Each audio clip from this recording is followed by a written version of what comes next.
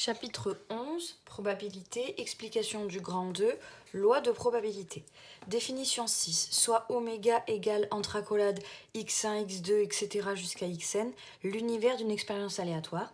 Définir une loi de probabilité sur oméga, c'est associer à chaque issue xi un nombre pi appelé probabilité de xi, tel que, pour tout i appartenant à n, pour tout entier naturel, on a pi qui est entre 0 et 1, et la somme de toutes les probabilités, P1 plus P2 jusqu'à Pn égale 1.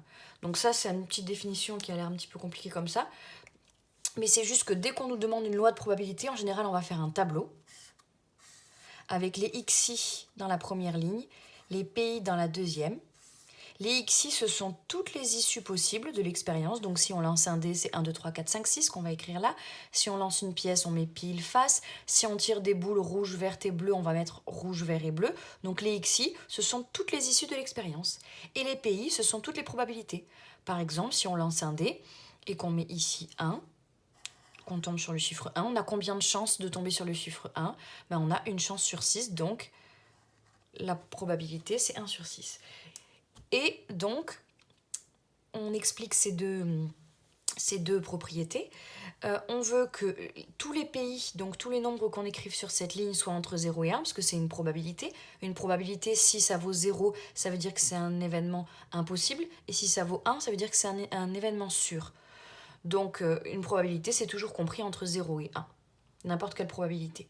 Et ensuite, la somme de tous les pi va faire 1, puisque quand on prend toutes les probabilités de toutes les issues, il faut bien qu'on arrive à quelque chose de sûr quand on a pris tout l'univers.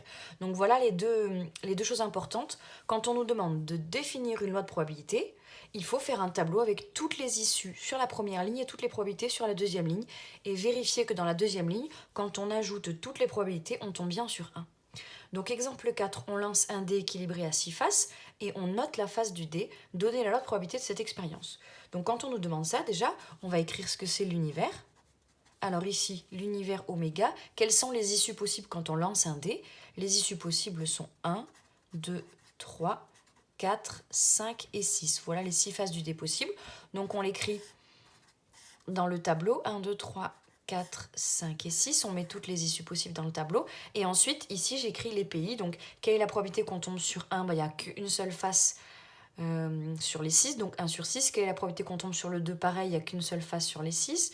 Sur le 3, il y a une seule face sur les 6. Une seule face sur les 6 pour le 4. Une seule face sur les 6 pour le 5. Une seule face sur les 6 pour le 6. Donc là, j'ai donné la loi de probabilité de cette expérience. Et je vérifie quand même que si j'ajoute tout, 1 sixième plus 1 sixième plus 1 sixième plus 1 sixième plus 1 sixième plus 1 sixième, 1 sixième plus 1 sixième plus 1 sixième plus 1 sixième plus 1 sixième plus 1 sixième, ça fait 6 sixièmes et ça fait bien 1. Donc on a bien la deuxième propriété, la somme de tous les pi vaut 1 et en plus chaque nombre ici est bien entre 0 et 1. Ensuite, pour l'exemple 5, de la même façon, pour l'exemple 5,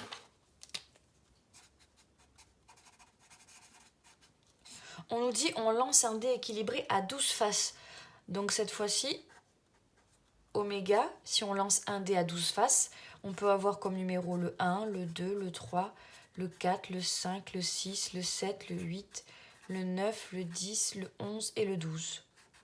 Ça, c'est oméga, l'univers. Donc quand on fait un tableau, on met toutes les issues possibles dedans. Il peut avoir le 1, le 2, le 3, le 4, le 5, le 6, le 7, le 8, le 9, le 10, le 11 et le 12. Ensuite, ici, c'est les xi, ici, c'est les pi. Quelle est la probabilité de tomber sur le chiffre 1 ? Il n'y a qu'une seule face qui fait 1 parmi les 12. Donc ça va donner 1 douzième, ici aussi 1 douzième. Et ça va nous donner 1 douzième partout. 1 douzième, 1 douzième.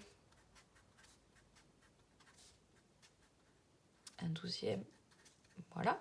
Et si on vérifie qu'on ajoute tous les pi, 1 douzième plus 1 douzième, etc., ça fait 12 douzièmes, ça fait bien 1. Donc on a donné la loi de probabilité de la deuxième expérience. Ensuite, la dernière, l'exemple 6. On nous dit, on fait tourner la roue de l'exemple 1.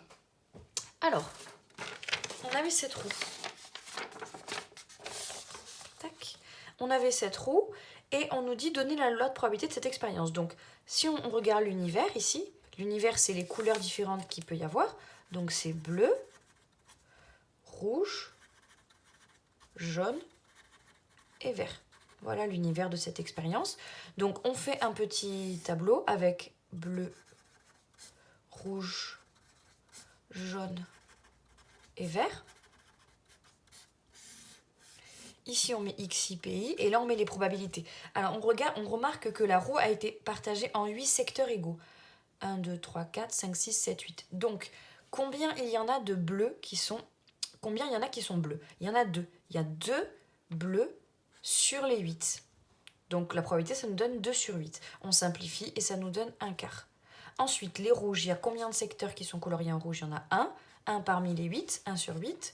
Les jaunes, il y en a 3. Donc 3 sur 8, et les verts, il y en a 2, donc 2 sur 8, et on simplifie en 1 quart. Et ensuite, une fois qu'on a fini ce tableau, on vérifie 1 quart plus 1 huitième plus 3 huitièmes plus 1 quart. On ajoute tous les pays, 1 quart plus 1 huitième plus 3 huitièmes plus 1 quart, et on tombe sur 1, donc c'est bien une loi de probabilité. Donc parfois, dans chaque case, on a toujours la même chose, toujours le même nombre, et parfois, on a un nombre différent. C'est la définition 7. Dans une expérience aléatoire, si toutes les issues ont la même probabilité P de se réaliser, là elles ont toutes la même probabilité, 1/6 partout. Ici, elles ont toutes la même probabilité, 1/12 partout. On parle d'équiprobabilité. Équiprobabilité à stabilité. Alors que là, non. Puisqu'on a 1 quart, 1 huitième, 3 huitièmes, 1 quart, toutes les issues n'ont pas la même probabilité de se réaliser. Donc ces deux exemples sont des situations d'équiprobabilité et celle-là, non. Pour une expérience à n issues, donc par exemple ici 6 issues, chaque probabilité vaut 1 sur 6. Ici 12 issues, donc chaque probabilité vaut 1 sur 12. Quand on lance une pièce, il y a 2 issues possibles, chacune a autant de chances de se réaliser. Donc chacune, la probabilité d'avoir pile c'est 1/2, la probabilité d'avoir face c'est 1/2.